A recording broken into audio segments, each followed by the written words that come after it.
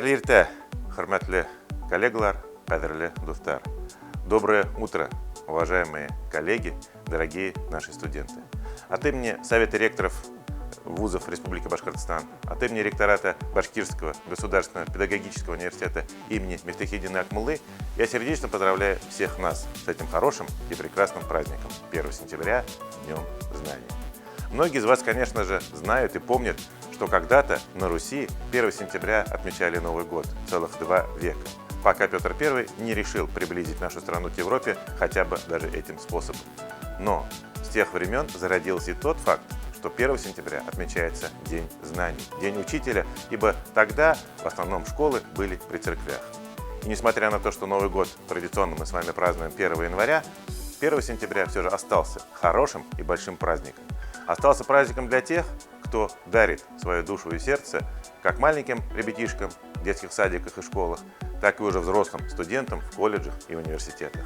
Этот праздник остался для тех, кто действительно, для кого учитель – это самое святое слово, для кого учитель – это тот человек, которому надо преклоняться и говорить спасибо, не переставая, наверное, даже каждый день. И вот мы с вами вновь на пороге 1 сентября, мы с вами вновь на пороге нового учебного года. Конечно, этот год отличается, 2020 год вообще отличается от других предшествующих лет, но для системы образования, наверное, в большей степени. Мы с вами, с большинством из вас, с марта месяца находимся в дистанционном формате обучения.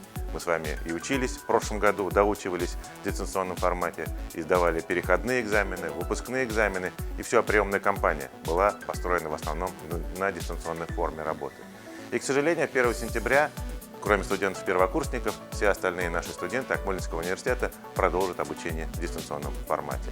Обусловлено это тем, что главная ценность для всех нас – это здоровье, и мы, конечно же, хотим сберечь здоровье наших студентов и здоровье профессорско-преподавательского корпуса нашего университета. Но мне очень хочется надеяться, что пройдет совсем немного времени, и мы с вами встретимся вновь в этих аудиториях. Ну а первокурсники, и может быть повезло чуть больше, а может быть чуть меньше, потому что опять-таки у них будет достаточно скомканное 1 сентября, у них будет достаточно скомканное начало учебного года, но они войдут в наши аудитории в очном режиме. Им надо привыкать становиться студентами, а между школьником и студентом наши студенты старших курсов точно подтвердят, очень большая разница. Но я уверен, что совсем скоро студенческий задор, студенческий смех, студенческая энергетика вновь заполнит стены нашего университета, наших лабораторий, наших аудиторий, наших лекционных залов, наши общежития, наши библиотеки.